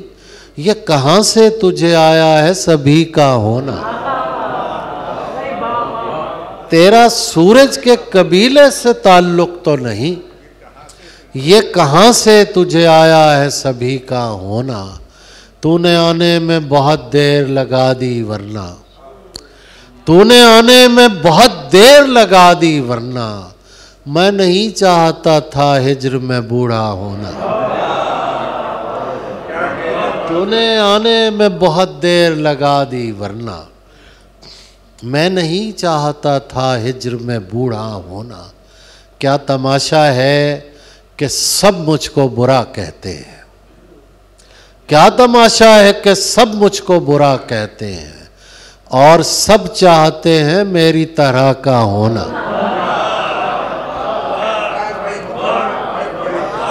क्या तमाशा है कि सब मुझको बुरा कहते हैं और सब चाहते हैं मेरी तरह का होना। मेरे बारे में जो कहते हैं बजा कहते हैं। मैं बुरा हूँ तो मुझे लोग बुरा कहते हैं। बात कहने की नहीं फिर भी कहे देता हूँ। तेरे डर से भी तुझे लोग खुदा कहते हैं। बात कहने की नहीं फिर भी कहे देता हूँ। तेरे डर से भी तुझे लोग खुदा कहते हैं। आप सच्चे हैं मगर ये तो बता दें हमको।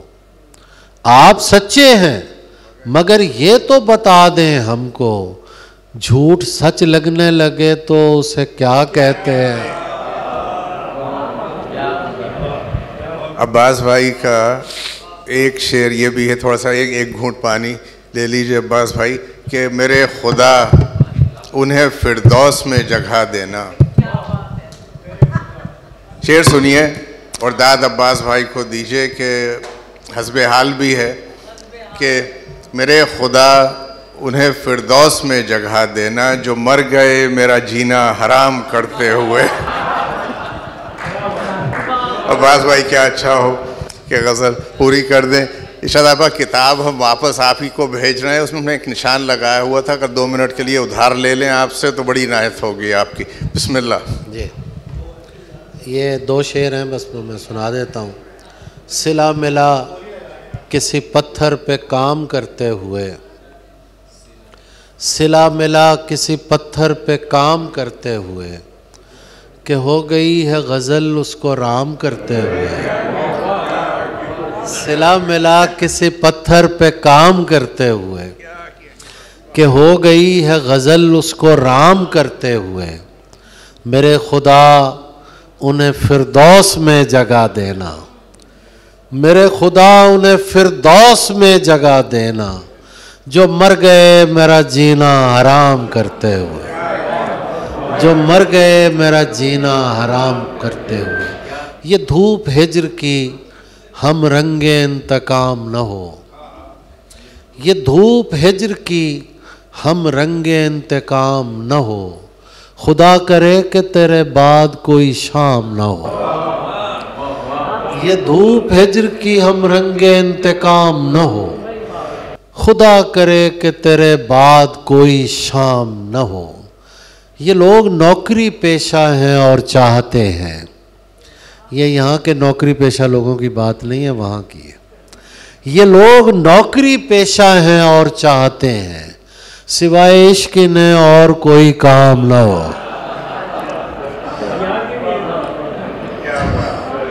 ये लोग नौकरी पेशा हैं और चाहते हैं, सिवाय इश्क इन्हें और कोई काम न हो।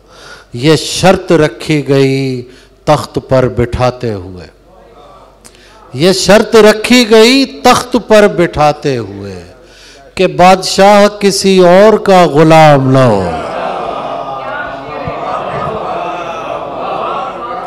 ये शर्त रखी गई तख्त पर बिठाते हुए, कि बादशाह किसी और का गुलाम ना हो। उन्हें बताओ कि इज़्ज़त खुदा के हाथ में है, जो चाहते हैं कि ताबिश का एहतराम ना हो।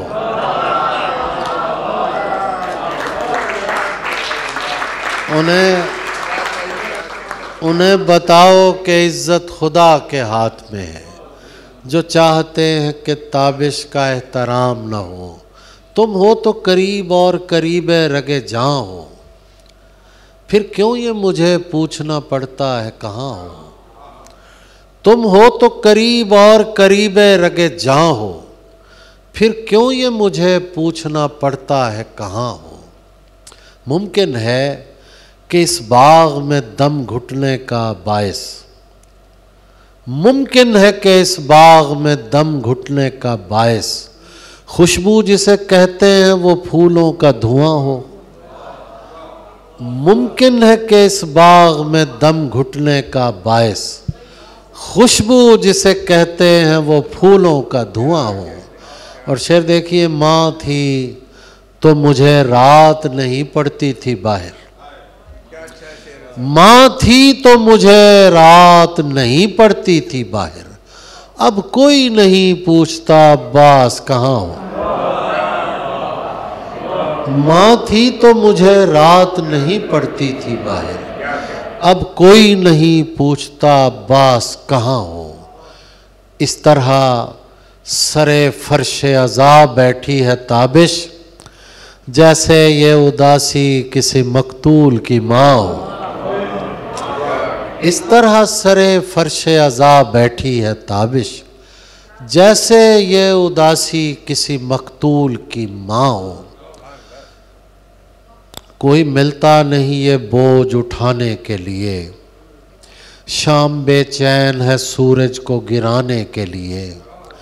अपने हमजाद दरख्तों में खड़ा सोचता हूँ, अपने हमजाद दरख्तों में खड़ा सोचता हूँ, मैं तो आया था इन्हें आग लगाने के लिए। अपने हमजाद दरख्तों में खड़ा सोचता हूँ, मैं तो आया था इन्हें आग लगाने के लिए। मैंने तो जिस्म की दीवार ही ढाई है फ़कत, कब्र तक खोदते हैं लोग खजाने के लिए। मैंने तो जिस्म की दीवार ही ढाई है फ़कत, कब्र तक खोदते हैं लोग खजाने के लिए। लफ्ज़ तो लफ्ज़ यहाँ धूप निकल आती है, दिल भाई की नज़र। लफ्ज़ तो लफ्ज़ यहाँ धूप निकल आती है, तेरी आवाज़ की बारिश में नहाने के लिए। लफ्ज़ तो लफ्ज़ यहाँ धूप निकल आती है, तेरी आवाज़ की बारिश में नहाने के लिए। किस तरह तर्के ताल्लुक़ का मैं सोचूं ताबिश, किस तरह तर्के ताल्लुक़ का मैं सोचूं ताबिश। हाथ को काटना पड़ता है छुड़ाने के लिए।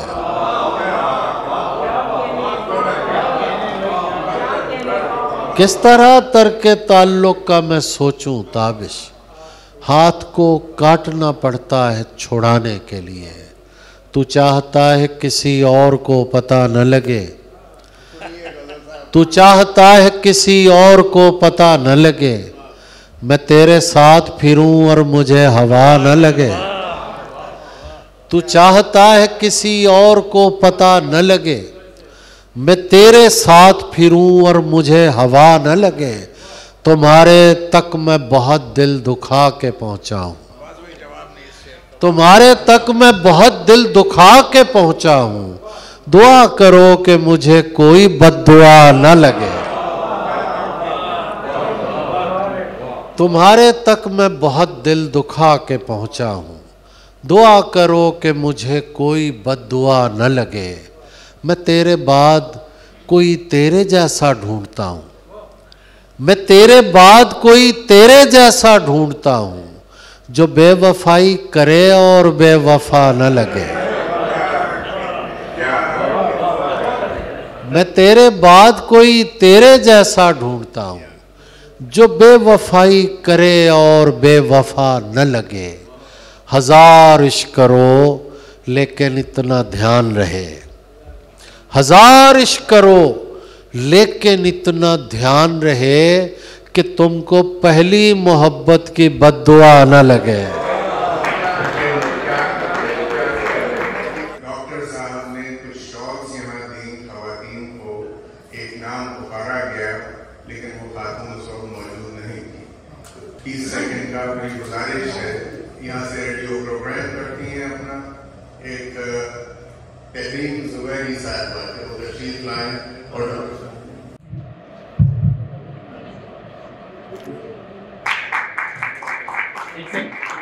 हम चाहेंगे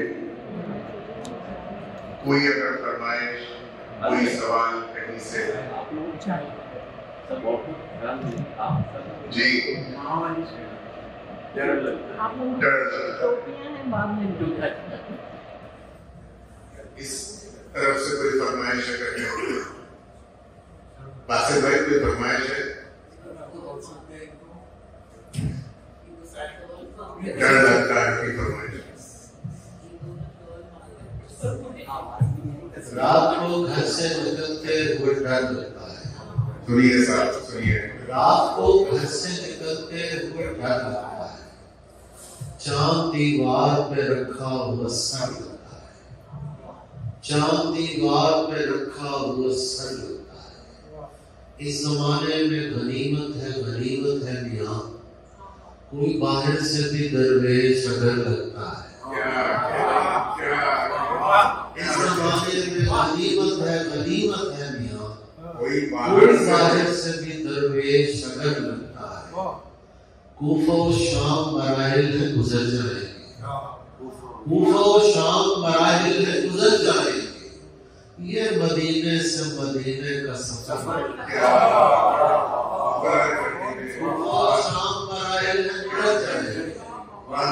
ये मदीने से मदीने का सफर लगता है। अपने शजरे की वो तस्दीक कराए जाकर, अपने शजरे की वो तस्दीक कराए जाकर, जिसको जंजीर पहनते हुए डर लगता है।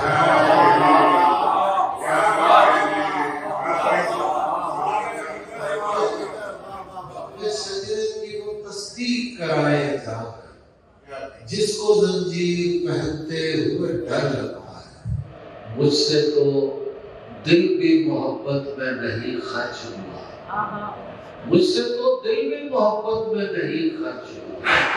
तुम तो कहते थे कि इस काम में घर लगता है। एक मुद्दत से मेरी माँ नहीं सोई था, एक मुद्दत से मेरी माँ नहीं सोई था। मैंने एक बार कहा था मुझे डर लगता।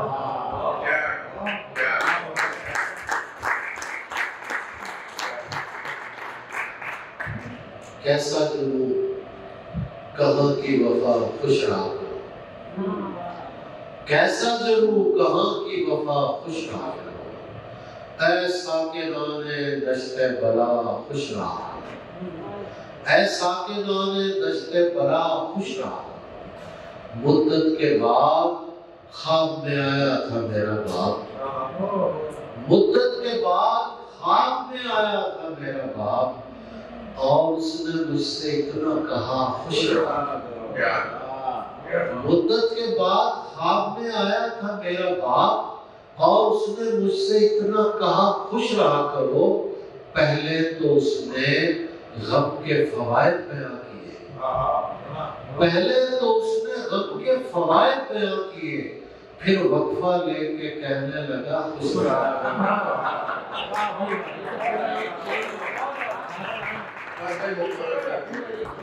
के बाद ख्वाब में आया था मेरा बाप, और उसने मुझसे इतना कहा खुश रहा। पहले तो उसने गम के फवायद बयां किए, फिर वक्फा लेके कहने लगा खुश रहा। होता है एक शख्स तुम्हारी खुशी पे खुश, होता है एक शख्स तुम्हारी खुशी पे खुश, तुम जितने खुश हो इससे सिवा खुश ना। होता है एक शख्स तुम्हारी खुशी पे खुश, तुम जितने खुश हो इससे सिवा खुश ना। शामिल मेरे गुबार में सहरा अगर न हो, मुझसे तो एक कदम भी ये वहशत बसर न हो। शामिल मेरे गुबार में सहरा अगर न हो, मुझसे तो एक कदम भी ये वहशत बसर न हो। किस तरह कोहसार के दुख को समझ सके, किस तरह कोहसार के दुख को समझ सके। चश्मे पे जिसको शायबाए चश्मे तर न हो, किस तरह कोहसार के दुख को समझ सके। चश्मे पे जिसको शायबाए चश्मे तर न हो। शेर देखिए, तुझसे नहीं मिला था मगर चाहता था मैं, तुझसे नहीं मिला था मगर चाहता था मैं। तू हमसफर हो और कहीं का सफर न।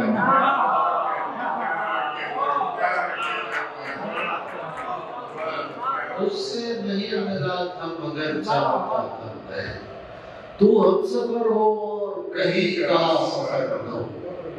तू जानता नहीं मेरे मालिक मकान को, तू जानता नहीं मेरे मालिक मकान को।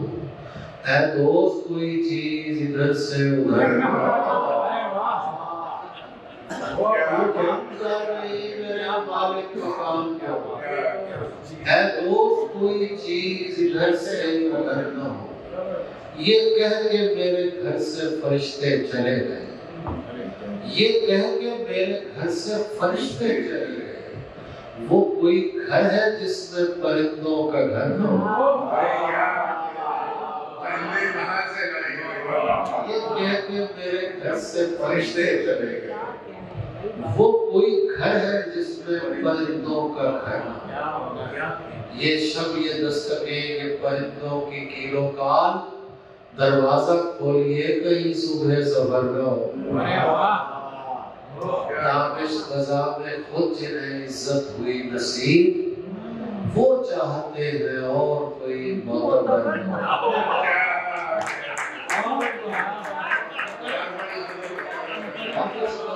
ताबिश क़ज़ा में खुद जिन्हें इज्जत हुई नसीब, वो चाहते हैं और कोई मोतबर न हो।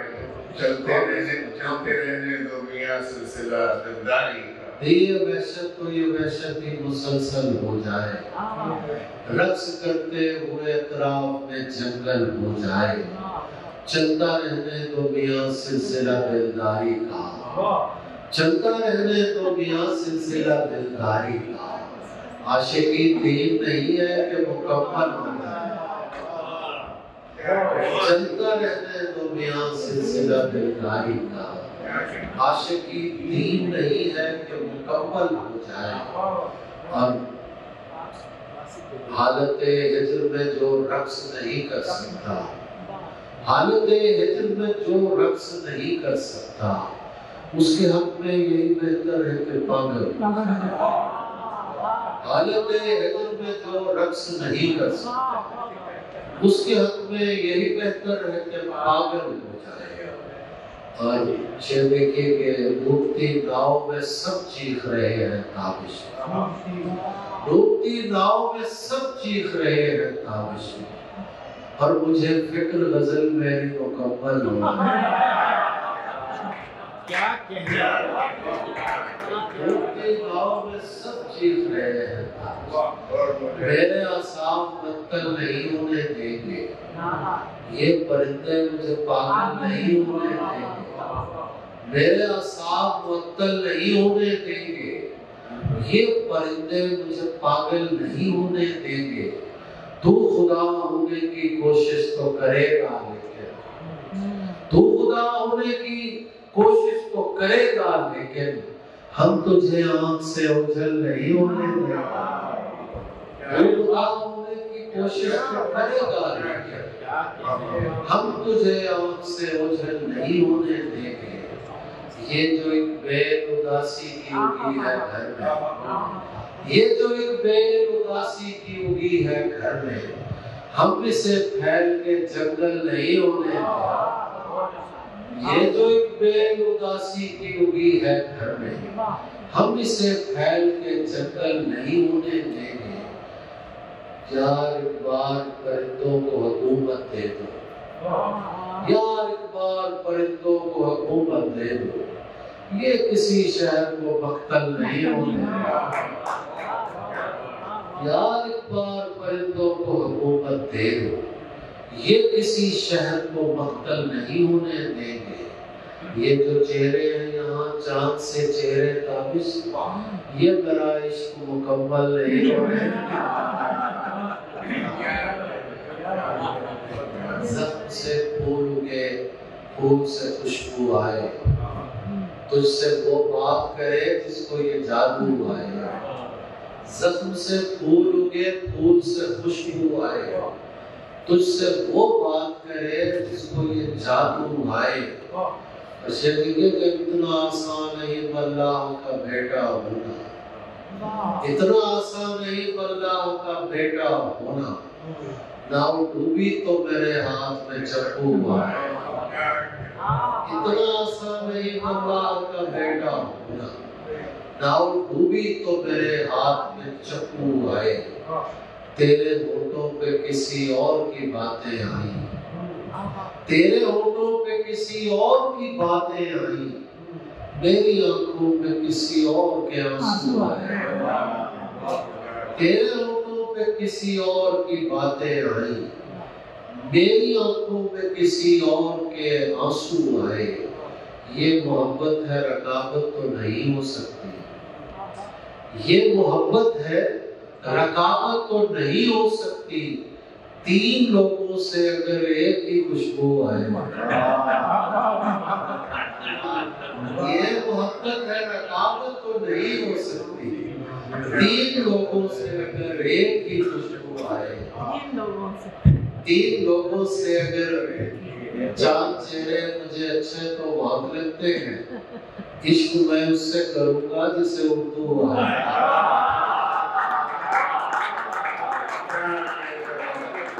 चार चेहरे मुझे अच्छे तो बहुत लगते हैं, इश्क मैं उससे करूंगा जिसे उर्दू आए। तू परिंदों से लदी शाख बना ले मुझको, जिंदगी अपनी तरफ और झुका ले मुझको।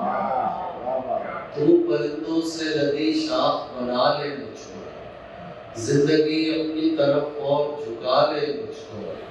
मानता हूँ कि मुझे इश्क नहीं है तुझसे, मानता हूँ कि मुझे इश्क नहीं है तुझसे, लेकिन इस वहम से अब कौन निकाले मुझको। मानता हूँ कि मुझे इश्क नहीं है तुझसे, लेकिन इस वहम से अब कौन निकाले मुझको। एक मासूम सी तितली को मसलने वाले, एक मासूम सी तितली को मसलने वाले, तू तो देता था हदीसों के हवाले मुझको। एक मासूम सी तितली को मसलने वाले, एक मासूम सी तितली को मसलने वाले, तू तो देता था हदीसों के हवाले मुझको।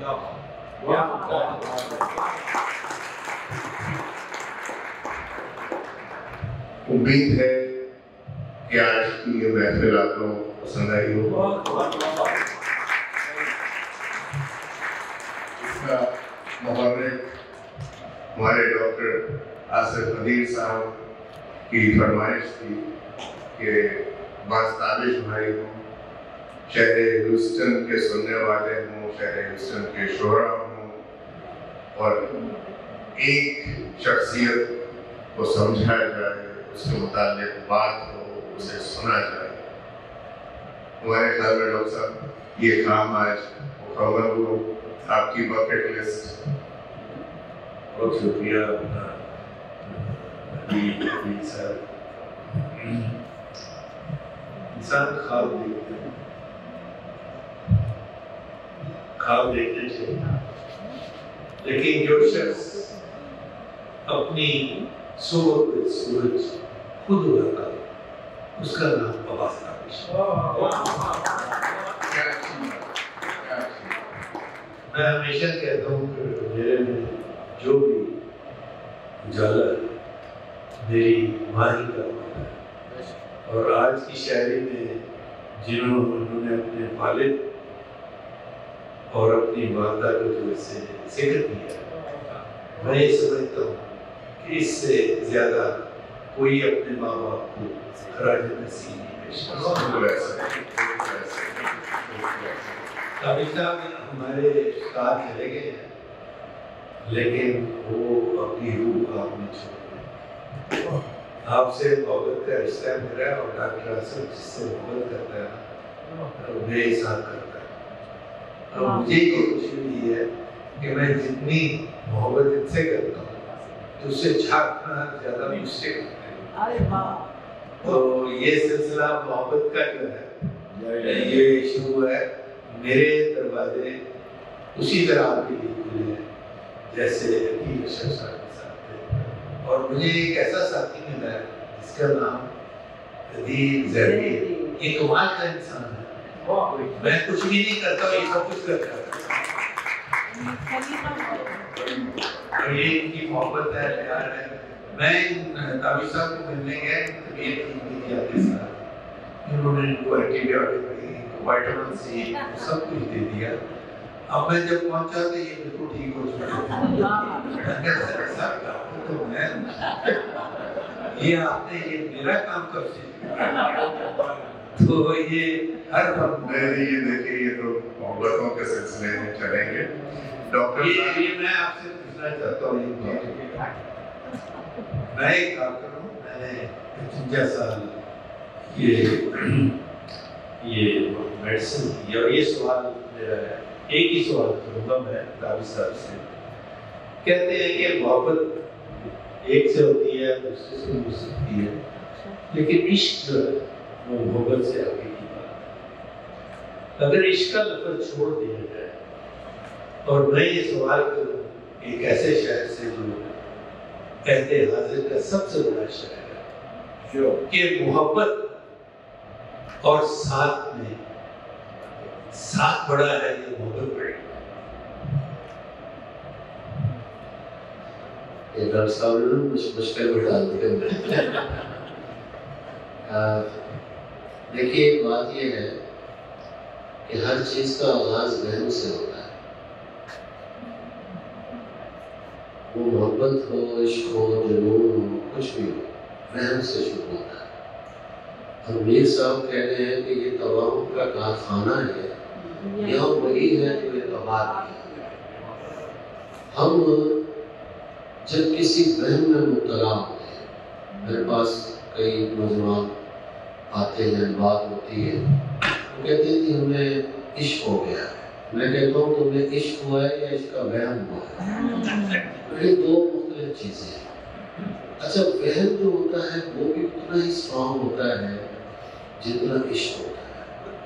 वहम जब टूटता है तो आदमी टूट जाता है, और फिर चंद दिन बाद फिर एक नए वहम में दाखिल होता है। तो ये जो सिलसिला है ना कि मोहब्बतें बहुत सी होती हैं, ये होता है सब, ये मोहब्बतें नहीं होती, ये वहम होता है। देखिए इश्क तो एक ऐसी चीज़ है, कटी है उम्र ख्यालों में जिसके अपनी मुरीद, मजा तो जब है कि उस शौक को पता ही ना हो। इश्क है क्या? इश्क है किसी की केयर करना। आप केयर करते रहेंगे, इश्क है। जब एक दूसरे से अलग होंगे फिर पता चलेगा कि इश्क का शऊर उस वक्त होता है। इश्क सुपुर्दगी का नाम। सिद्धार्थ आपने नावल पढ़ा होगा, वो एक मकाम पे जाता है तो उससे पूछा जाता है तुम क्या कर सकते हो? उसने कहा मैं इंतजार कर सकता हूँ, मैं भूखा रह सकता हूँ, मैं किसी के लिए जान दे सकता हूँ, मैं सब्र कर सकता हूँ। ये चारों चीजें कौन सिखाता है? इश्क सिखाता है। इश्क के कहने की हमारी जिंदगी है। दूसरा आखिर में जो एक बात डॉक्टर साहब ने की कि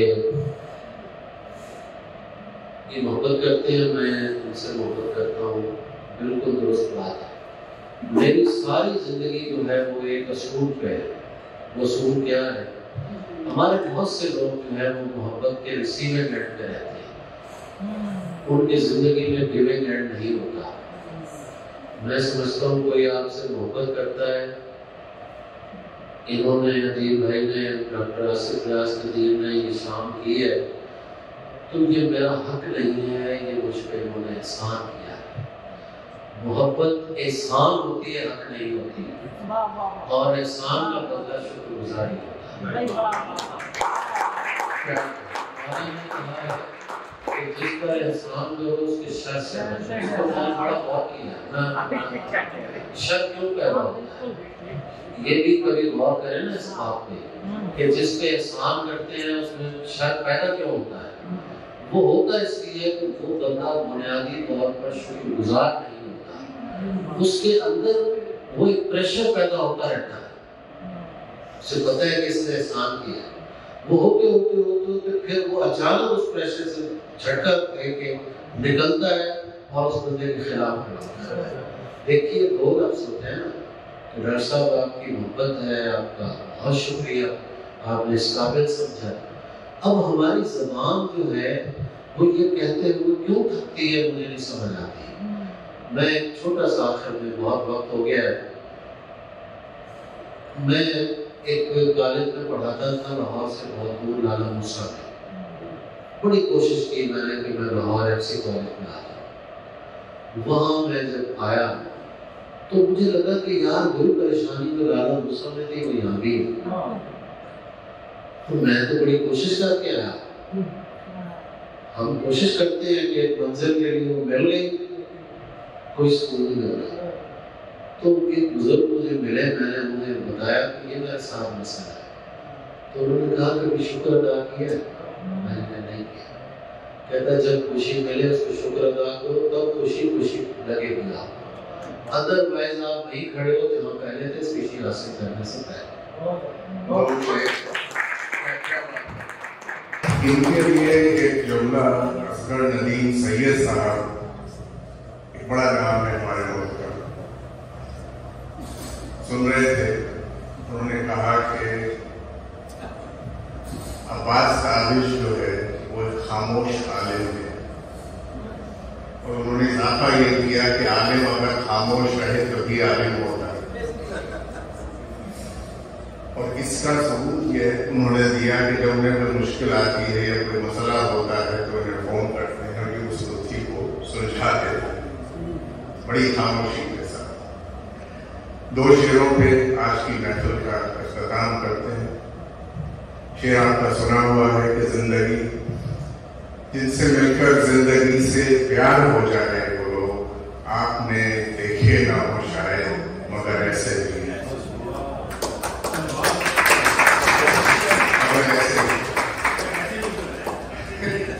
और डॉक्टर साहब ने साथ की बात की, डॉक्टर साहब ने मोहब्बत की बात की, इश्क की बात की। ये पूरे एक फेजेस हैं डॉक्टर साहब।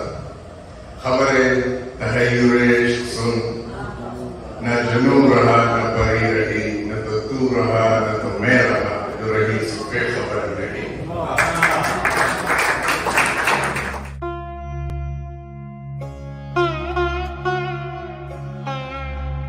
तू चाहता है किसी और को पता न लगे, मैं तेरे साथ फिरूं और मुझे हवा न लगे। तुम्हारे तक मैं बहुत दिल दुखा के पहुंचा हूं, दुआ करो कि मुझे कोई बद्दुआ न लगे। जरूरियाते जहां मुझसे पूछने वाले, तुझे ये कैसे बताएं कि तू जरूरी है।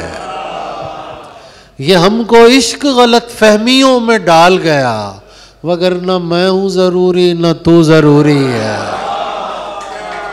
कोई मिलता नहीं ये बोझ उठाने के लिए, शाम बेचैन है सूरज को गिराने के लिए।